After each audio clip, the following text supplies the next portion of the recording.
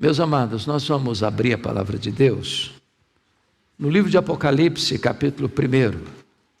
Apocalipse, capítulo 1, versos 1 a 18.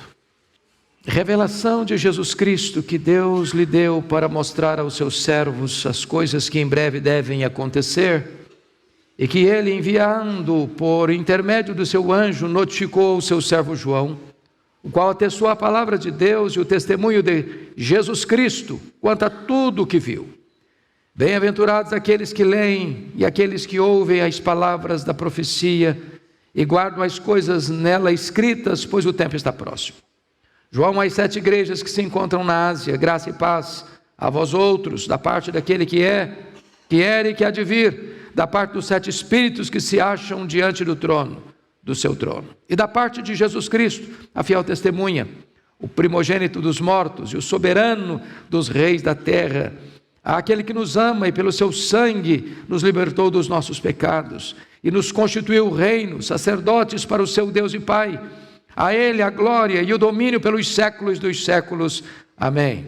Eis que vem com as nuvens, e todo olho verá até quantos o traspassaram, e todas as tribos da terra se lamentarão sobre ele, certamente. Amém. Eu sou o Alfa e o Ômega, diz o Senhor Deus, aquele que era e que há de vir, o Todo-Poderoso. Eu, João, irmão vosso e companheiro na tribulação, no reino e na perseverança, em Jesus achei-me na ilha chamada Pátimos, por causa da palavra de Deus e do testemunho de Jesus. Achei-me em espírito no dia do Senhor, e ouvi por detrás de mim grande voz, como de trombeta, dizendo: o que vês, escreve em livro e manda às 7 igrejas: Éfeso, Esmirna, Pérgamo, Tiatira, Sardes, Filadélfia e Laodiceia. Voltei-me para ver quem falava comigo, e voltado vi 7 candeeiros de ouro, e no meio dos candeeiros um semelhante a filho de homem, com vestes talares e cingido à altura do peito com uma cinta de ouro. A sua cabeça e cabelos eram brancos como a alva lã, como neve, os olhos como chama de fogo, os pés semelhante ao bronze polido, como que refinado numa fornalha, a voz como voz de muitas águas. Tinha na mão direita 7 estrelas, e da boca saía-lhe uma afiada espada de 2 gumes. O seu rosto brilhava como o sol na sua força. Quando o vi, caí a seus pés como morto. Porém ele pôs sobre mim a mão direita, dizendo: não temas, eu sou o primeiro e o último, e aquele que vive. Estive morto, mas eis que estou vivo pelos séculos dos séculos, e tenho as chaves da morte e do inferno.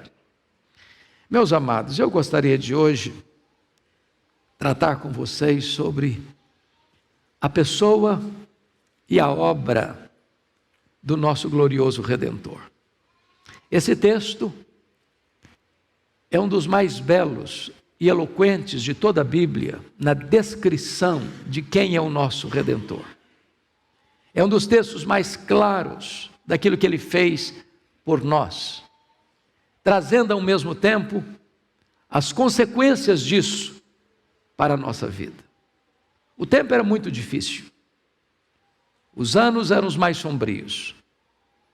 O imperador Domiciano, que governou de 81 a 96, foi chamado de segundo Nero, ou Nero redivivo, pela maneira tão truculenta como ele perseguiu a igreja de Deus. Àquelas alturas, os apóstolos de Jesus, todos, exceto João, já estavam mortos pelo martírio. Os crentes estão sendo crucificados, os crentes estão sendo queimados vivos, os crentes estão sendo jogados às feras. A igreja está oprimida, massacrada, acuada.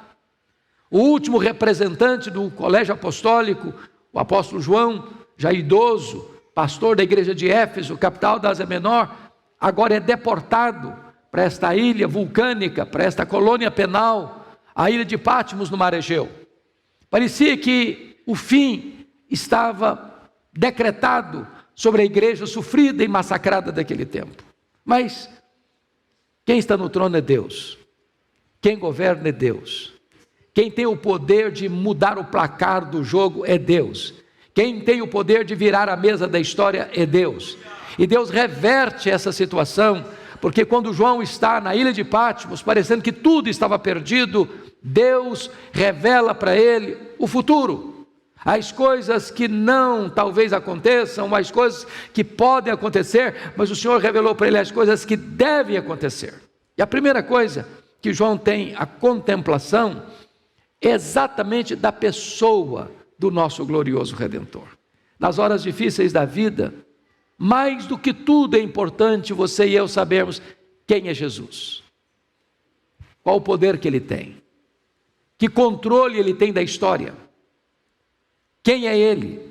E eu então convido vocês, primeiramente, para olharmos a grandeza incomparável daquele que é o nosso Salvador, daquele que é o Senhor da nossa vida, daquele que é a nossa esperança, a nossa alegria, a nossa paz, a nossa justiça, a nossa herança. Então vamos ver alguns aspectos aqui. Primeiro, a primeira coisa que João vê é que este Jesus exaltado, glorificado, está no meio da sua igreja.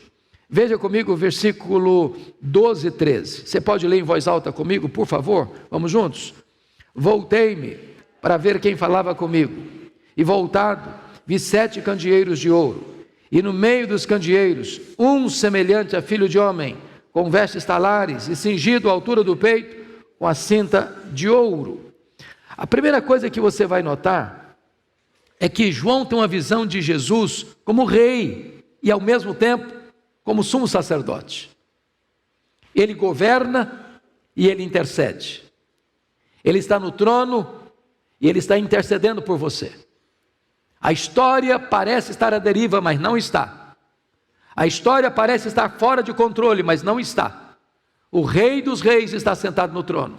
Ele é rei, Ele governa, Ele manda, Ele controla, Ele dirige, mas Ele não se esqueceu da igreja. Ele está intercedendo pela sua igreja. A liderança está nas suas mãos. E a expressão que vai se repetir nestas 7 cartas é que Ele conhece, e Ele conhece as obras da igreja, Ele conhece as tribulações da igreja, Ele conhece o lugar onde a igreja está, e Ele tem promessas para a sua igreja, promessas de vitória, promessas de conquistas. A igreja de Éfeso, Ele disse: dar-lhe-ei que se alimente da árvore da vida. A igreja de Esmirna, ele diz: de nenhum modo sofrereis o dano da segunda morte. A igreja de Pérgamo, ele diz: eu vou lhe dar um maná escondido. A igreja de Tiatira, ele diz assim: eu vou lhe dar autoridade sobre as nações. A igreja de Sardes, ela será vestida de vestiduras brancas. A igreja de Filadélfia vai se tornar coluna do santuário de Deus. A igreja de Laodiceia diz: eu vou colocar você sentado comigo no meu trono. A igreja, apesar das lutas e dores, ela é vitoriosa, ela é vencedora. Louvado seja o Senhor. A segunda coisa que João percebe, irmãos, uma das mais belas descrições bíblicas, está aí a partir do versículo 14, eu peço que você olhe comigo. No verso 14, há 2 descrições aqui de quem Jesus é. Primeiro, Ele é eterno. Segundo, Ele é onisciente. Quando diz que seus cabelos são brancos, como a alva lã, como neve, isso é uma descrição da eternidade dele. Ele não foi criado, ele não passou a existir, ele é eterno. Antes que o mundo existisse, ele já existia. Se ele é eterno, nada daquilo que é do tempo pode afetá-lo, pode atingi-lo, pode derrotá-lo. Ele está no passado, Ele está no presente, Ele está no futuro. Ele tem o eterno agora nas suas mãos. Então a igreja não precisa temer, porque o seu Senhor preexiste ao tempo, preexiste a criação, preexiste a história. Ele é eterno.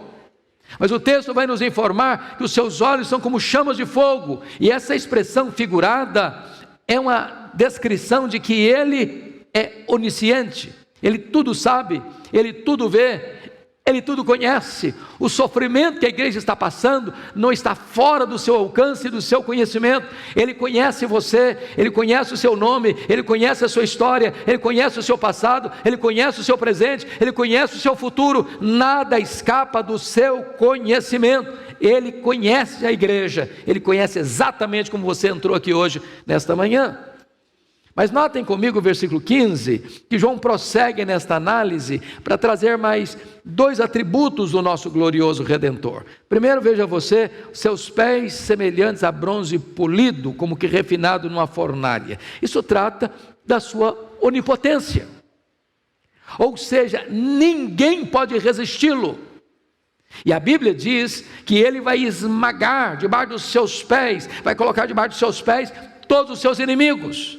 Quando você lê o livro de Apocalipse, é a grande Babilônia, é o anticristo, é o falso profeta, é o diabo, é a morte, e é a vida de todos aqueles cujos nomes não estão escritos no livro da vida, ou seja, não há mínima chance e possibilidade do Cristo glorioso ser derrotado, e daqueles que estão com ele serem derrotados. Cristo é vitorioso, e a igreja também o é, porque ele é onipotente. Mas você vai adiante no verso de número 15, e está escrito: a sua voz, a voz é como voz de muitas águas. Isso fala da irresistibilidade do nosso glorioso Redentor.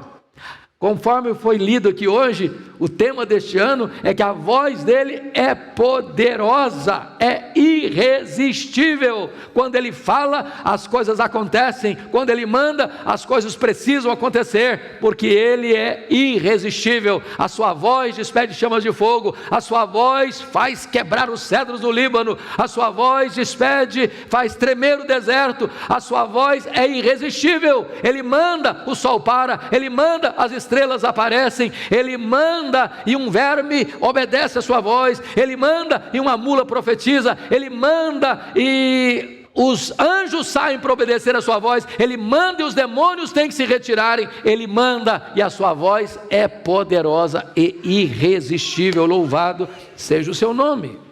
Mas notem comigo ainda, por gentileza, o versículo 16, porque segue essa mesma toada.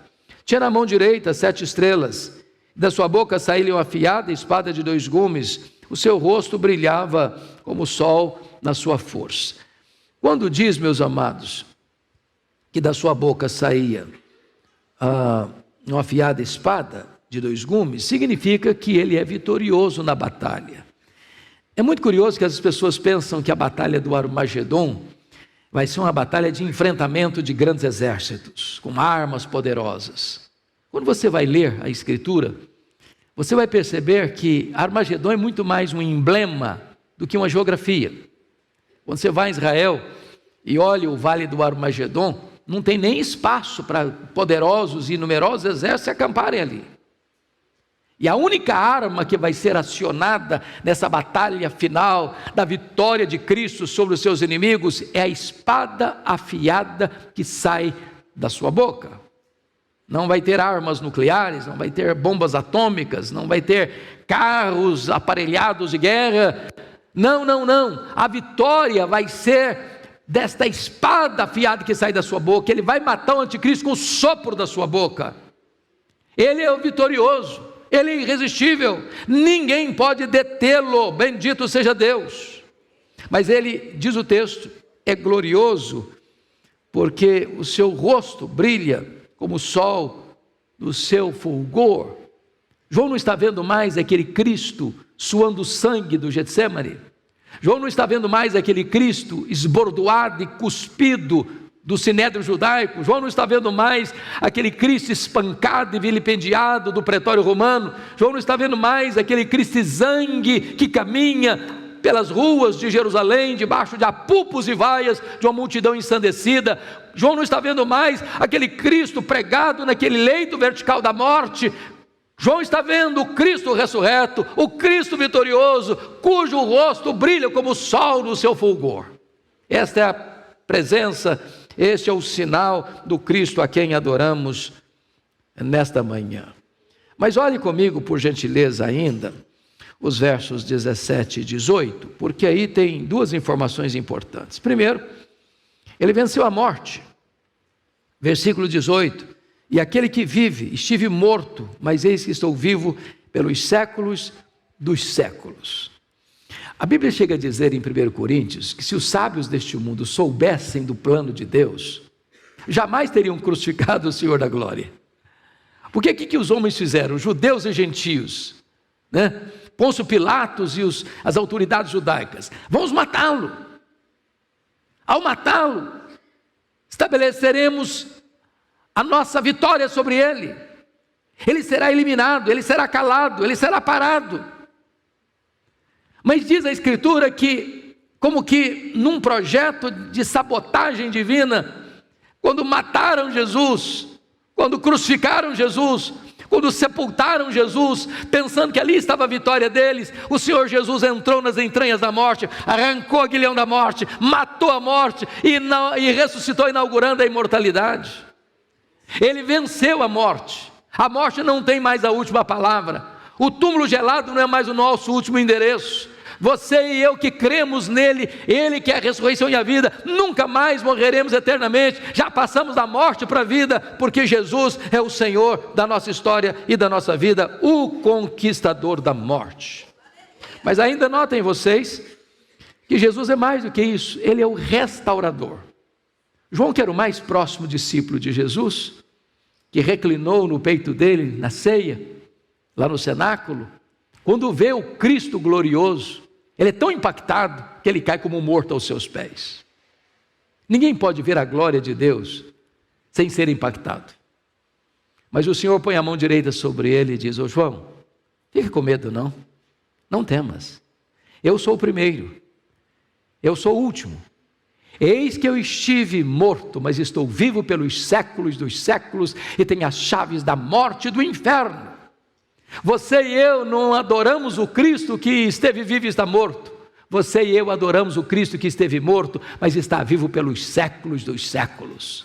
Ele tem as chaves da morte, ele quem manda, ele quem controla, ele tem as chaves do inferno. Quem manda no inferno não é o diabo, é o Senhor Jesus Cristo. Ele manda no céu, ele manda na terra, ele manda no interno, ele é o todo-poderoso Deus, louvado seja o seu nome. E ele hoje, como João, pode botar você de pé, pode dizer para você: você não precisa ter medo, eu sou o primeiro, eu sou o último, e eu sou o vencedor, e eu tenho as chaves da morte e do inferno.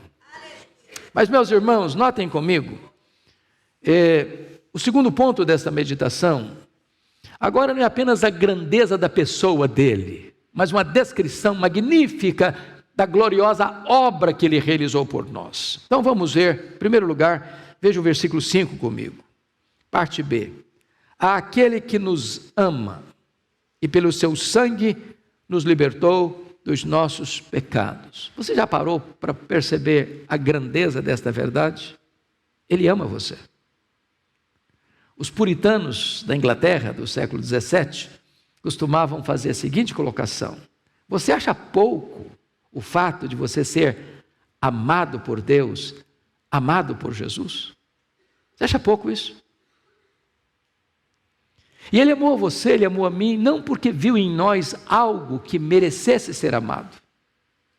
Ele nos amou quando éramos fracos, ímpios, pecadores e inimigos. O amor dele por você é abundante, ele derramou este amor no seu coração. Este amor é imerecido, este amor é provado. Ele amou você com amor eterno. Ele amou você perseverantemente, tendo amado os seus, amou-os até o fim. Ele amou você com amor sacrificial. Ele amou a igreja, a si mesmo se entregou por ela. Este é o amor que Jesus tem por você. Então, se você tinha um problema até hoje de autoestima, você precisa corrigir isso. Porque você é amado pela pessoa mais importante do universo, o Senhor Jesus Cristo. Segundo lugar, ele não apenas amou a igreja e morreu por ela, mas ele honrou a igreja. Olha o versículo 6 comigo. E nos constituiu reino, sacerdotes para o seu Deus e Pai. O que significa que, a partir desse momento, você não é mais alguém estranho. Você não precisa de um mediador humano para você chegar até Deus. Você é um sacerdote. Você tem livre acesso. O véu foi rasgado. Agora você pode falar com Ele onde você quiser, quando você quiser, em que circunstância você estiver. Você pode falar com Ele no seu quarto, no seu carro, no seu escritório, na rua, num leito de hospital. Não tem linha ocupada, não tem intermediário. Você tem livre acesso a Ele, você pode falar com Ele, você pode abrir o coração para Ele, você pode despejar diante dEle as suas dores, sabendo que Ele se importa com você. Mas mais do que isso, você não é apenas sacerdote, Ele constituiu você rei. Você agora está numa posição elevadíssima, diz a Escritura, assentado com Ele nas regiões celestiais, acima de todo o principado e potestade. Você pertence à família real, corre nas suas veias mais do que sangue azul. Você é filho do Rei dos Reis, do Senhor dos Senhores. Você faz parte desta gloriosa e bendita família de Deus. Mas em terceiro lugar, Ele ama, Ele honra. Mas em terceiro lugar, Ele voltará para a igreja. Olha o versículo 7 comigo. Eis que vem com as nuvens, e todo olho o verá, até quantos o traspassaram. Isso é bendito e glorioso para nós, irmãos. Isso aqui é a acrópole da esperança cristã.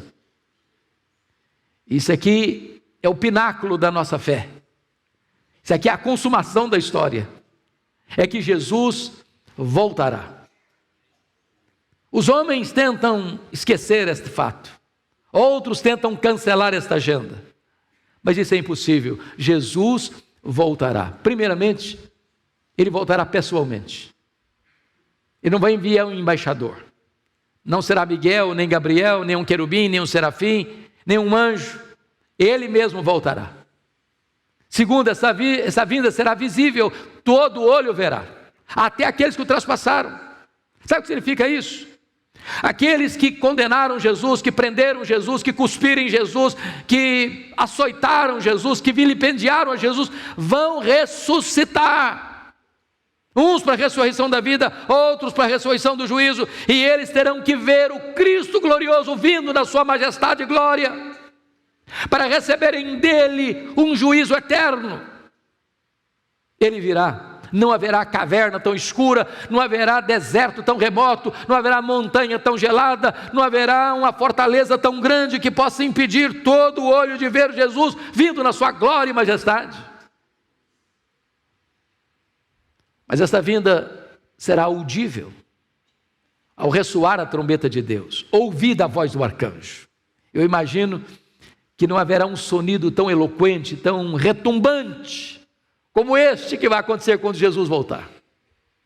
Todo ouvido ouvirá, não apenas todo olho o verá. Essa vinda será repentina. Diz a Escritura que vai ser como um relâmpago que sai do Oriente para o Ocidente. Na linguagem de Paulo, num momento, no abrir e fechar de olhos, vai ser com esta rapidez, célere, que Jesus voltará para buscar a sua noiva, a sua igreja. Essa vinda será inesperada, diz a Bíblia que vai ser como um ladrão. Nenhum ladrão manda um WhatsApp para você, dizendo, tal dia, tal hora, faz um cafezinho lá, um pãozinho de queijo que eu estou chegando na sua casa. Não, ele chega inesperadamente, não vai ser um dia óbvio. Então, prepare-se, porque esse dia virá e não tardará, diz a Escritura. Mas, meus amados irmãos, agora eu gostaria de ver com vocês as implicações disso, de forma muito breve. Se nós afirmamos que Jesus é glorioso, se nós afirmamos que a obra dele também é gloriosa, a pergunta é, o que tem a ver isso comigo? Que implicação tem isso para você hoje, 30 de abril de 2023? Primeira implicação, você não precisa temer a vida. Tem muita gente com medo da vida, com medo de viver. Tem muita gente desistindo da vida. Tem muita gente ansiosa. Tem muita gente com medo de tudo, de todos.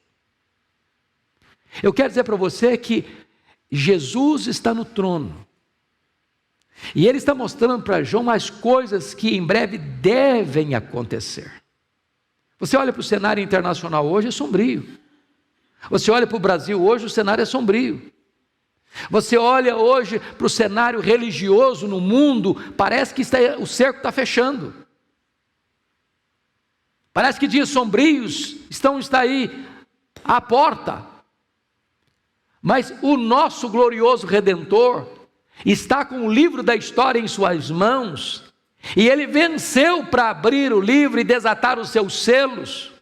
A história não está à deriva, a história não está dando voltas, a história está nas mãos dele, e não importa o que virá pela frente, está debaixo do controle dele, do governo dele, da soberania dele, e você está seguro nas mãos dele. Você não precisa temer a vida. Segundo lugar, você não precisa temer a morte. A morte é o rei dos terrores. A morte é o último inimigo a ser vencido. Mas a morte já foi vencida. A morte já foi derrotada. Jesus entrou nas entranhas da morte, matou a morte e ressurgiu. Mas a morte não vai ressuscitar. A morte vai ser lançada no lago do fogo. A morte pode nos apanhar por um tempo. E nos apanhará. A não ser que Jesus volte antes. Mas a morte não tem a última palavra. Ela não é definitiva. Ela não é um adeus. Ele é apenas um até logo. Porque Jesus ressuscitou com primícias de todos os que dormem. E aqueles que estão em Cristo ressurgirão para a vida. Mais do que isso, quando um crente fecha os olhos aqui, imediatamente, diz a Bíblia, imediatamente, seu espírito é aperfeiçoado para entrar na glória. Morrer para um crente é deixar o corpo e habitar com o Senhor. Morrer para um crente é partir para estar com Cristo, que é incomparavelmente melhor. Morrer com Cristo é ter sua alma glorificada para reinar com Cristo até que Ele volte, e nós voltaremos com Ele se lá estivermos. E então nosso corpo vai ressurgir, e só depois os que estiverem vivos serão transformados e arrebatados para encontrarmos o Senhor nos ares. Então não tem medo da morte. Mas amados, nós não precisamos ter medo, em terceiro lugar, do futuro. Se você ler o versículo 1, revelação de Jesus Cristo que Deus lhe deu para mostrar aos seus servos as coisas que em breve devem acontecer. Eu não enxergo no futuro, eu não enxergo na curva, eu não enxergo no escuro, mas Jesus enxerga. Jesus está no futuro. Ele está lá, você não precisa temer. Ele que está no controle, estará no controle. Então o futuro pode ser incerto para você, pode ser incerto para mim, no sentido de nós não sabermos o que é, nos detalhes, mas você e eu sabemos o que vai estar lá no futuro, é a vitória de Cristo e da sua igreja. Esta vitória não é só possível, ela é real, ela é absolutamente concreta. E eu termino, em quarto lugar, dizendo que nós não precisamos ter medo da eternidade. Olha comigo o versículo 18. Aquele que vive, estive morto, mas eis que estou vivo pelos séculos dos séculos. Ele estará vivo até quando mesmo? Séculos dos séculos. Não haverá um tempo, nem na eternidade, onde Jesus deixe de ser quem Ele é. Ele está vivo, Ele é o Rei, Ele tem o controle, a história está nas suas mãos. Então você não precisa ter medo do tempo, você não precisa ter medo da vida, você não precisa ter medo da morte, você não precisa ter medo da história, você não precisa ter medo da eternidade, porque Ele está lá na eternidade, reinando supremo. A igreja está segura, você está seguro. Você pode dizer como Paulo: eu estou bem certo de que nem a morte, nem a vida, nem anjos, nem principados, nem potestades, nem poderes, nem altura, nem profundidade, nem qualquer outra criatura poderá separar-nos do amor de Deus que está em Cristo Jesus, nosso Senhor. Diz a Bíblia, e quando João viu o glorioso Salvador, nosso glorioso Redentor, caiu aos seus pés. A pergunta que eu faço a você é esta: e você, o que fará? Diante da grandeza, deste glorioso Redentor, diante da majestade da sua obra, diante das implicações desse fato. O que você fará? Vai se prostrar também? Vai se curvar também? A minha esperança e a minha oração é que hoje você se renda aos pés dele e a partir de hoje passe a andar com ele, a servir a ele e a glorificar o seu nome. Feche os seus olhos por um momento. Vamos orar.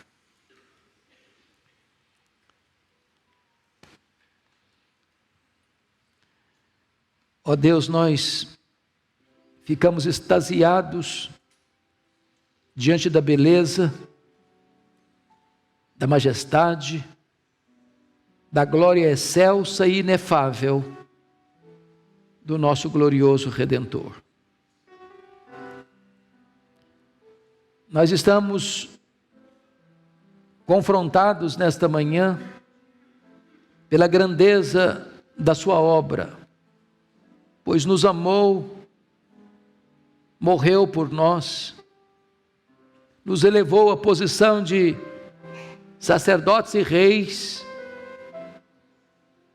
e temos a promessa que tu hás de voltar em breve para nos buscar. Pedimos-te agora, Pai, que tu apliques esta palavra ao coração do teu povo, porque a nossa voz é vulnerável, só podemos falar aos ouvidos, mas o Espírito Santo que aqui está é poderoso para falar aos corações. Toca, meu Deus, a vida de cada pessoa que está aqui, das milhares de pessoas que estão acompanhando virtualmente este culto, porque tu conheces a vida de cada um, as lutas, as dores, os medos, as angústias, os temores. Que nesta manhã tu acalmes o coração do teu povo, que nesta manhã tu cures o coração do teu povo de todo medo, toda angústia, de todas as incertezas, e que a tua igreja, meu Deus, se revista da tua força e do teu poder, para viver uma vida plena, digna, maiúscula, para louvor da tua glória.